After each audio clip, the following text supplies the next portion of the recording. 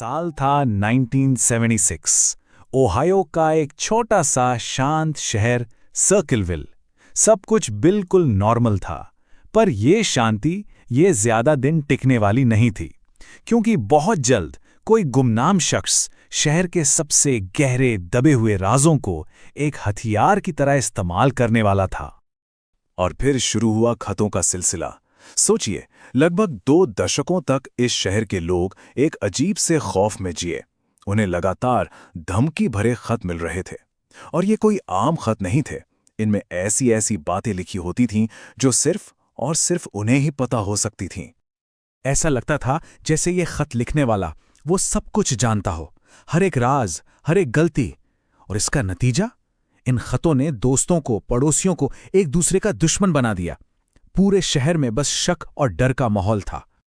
तो आज हम ये देखने वाले हैं कि कैसे ये गुमनाम धमकियों का खेल धीरे धीरे एक खूनी मोड़ ले लेता है और एक ऐसा रहस्य बन जाता है जो आज तक इतने सालों बाद भी अनसुलझा है। तो चलिए इस पूरे मामले की तह तक चलते हैं। कहानी की शुरुआत होती है मैरी गिलेस्पी से। मैरी एक लोकल स्कूल बस ड्राइवर थीं और एक दिन अचानक उन्हें हाथ से लिखे हुए बहुत ही अजीब और परेशान करने वाले खत मिलने शुरू हो जाते हैं। इन खतों में ना सीधे सीधे मैरी पर इल्जाम लगाया गया था। इल्जाम था कि उनका स्कूल के सुपरिंटेंडेंट गॉर्डन मैसी के साथ अफेयर चल रहा है। और खत लिखने वाले की मांग भी बिल्कुल साफ थी, या तो ये रिश्ता फौरन खत्म करो या फिर अपनी जान से हाथ धो बैठो। और ये कोई खोखली धमकी नहीं थी।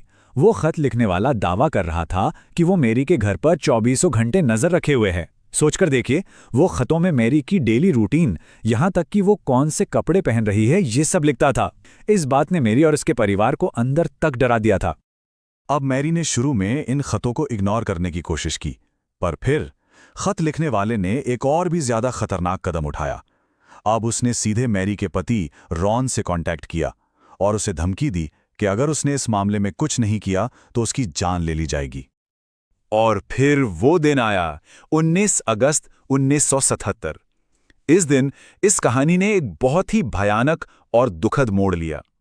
रॉन गिलेस्पी को एक फोन कॉल आया और उस कॉल ने उन्हें इतना गुस्सा दिलाया कि उन्होंने एक ऐसा कदम उठा लिया जिसने सब कुछ हमेशा के लिए बदल कर रख दिया। गुस्से से आग बबूला रॉन ने अपनी रिवॉल्वर उठाई और घर से ये कहकर निकल गए कि वो आज उस खत लिखने वाले का सामना करके ही रहेंगे। लेकिन कुछ ही देर बाद उनकी लाश मिली। उनकी ट्रक एक पेड़ से टकराई हुई थी। पुलिस की ऑफिशियल रिपोर्ट में तो इसे एक एक्सीडेंट बताया गया। वजह, रॉन के खून में शराब की मात्रा लीगल लिमिट से दोगुनी थी। लेकिन एक ऐसी बात थी जो किसी के गले नहीं उतर रही थी। वो ये कि रॉन की बंदूक से एक गोली चली थी। तो सवाल ये था कि उस क्रैश से ठीक पहले आखिर हुआ क्या था। रॉन की मौत हो गई, लेकिन खत आने बंद नहीं हुए, बल्कि अब तो वो और भी ज्यादा बेरहम हो गए थे। अब खतों में मैरी को उसके पति की मौत का ताना दिया जाता था। ऐसा लग रहा था मानो रॉन की मौत से उस खत लिखने वाले की हिम्मत और बढ़ गई हो। चलिए अब कहानी में थोड़ा आगे चलते हैं। साल 1983 में। अब तक जो सिर्फ एक दिमागी खेल था, एक साइकोलॉजिकल टेरर था, वो अब एक जानलेवा हमले की कोशिश में बदल जाता है। हुआ ये कि मैरी को अपने बस रूट पर एक साइन पोस्ट के पास एक बूबी ट्रैप मिला। और ये कोई मामूली ट्रैप नहीं था, ये एक लोडेड हैंडगन थी। इसे इस तरह से लगाया गया था कि जैसे ही कोई उस साइन को हटाता, गोली चल जाती। किस्मत अच्छी थी कि बंदूक चली नहीं, लेकिन लिखने वाले का इरादा तो बिल्कुल साफ था। पुलिस ने जब जांच की तो उस बंदूक का कनेक्शन मैरी के ex brother in law Paul फ्रिशोर से निकला। इतना ही नहीं, हैंडराइटिंग एनालिसिस ने भी इस बात को कंफर्म कर दिया कि खत वही लिख रहा था। बस फिर क्या था, पॉल फ्रिशोर को अटेम्प्टेड मर्डर का दोषी ठहराया गया और सबको लगा कि चलो केस बंद हो गया। लेकिन कहानी में असली ट्विस्ट तो अब आना था।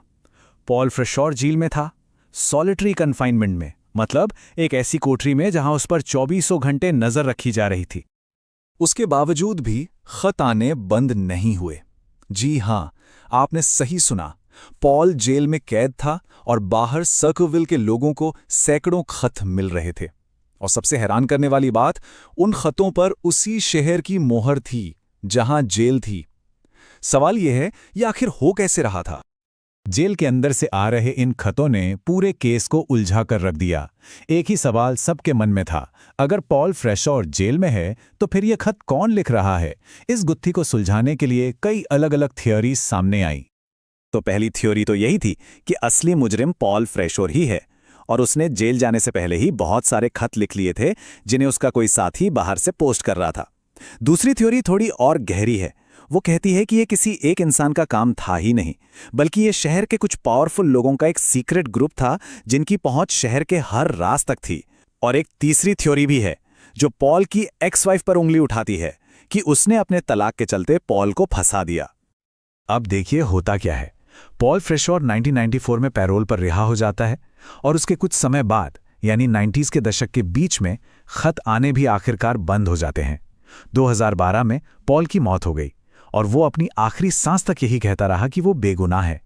तो आखिर में सवाल वहीं का वहीं खड़ा है, कौन था वो सर्कलविल का खत लिखने वाला? वो कौन था जिसने सिर्फ एक कलम और कागज के दम पर एक पूरे शहर को सालों तक दहशत में रखा? ये एक ऐसा रहस्य है जो शायद अब कभी हल नहीं हो पाएगा।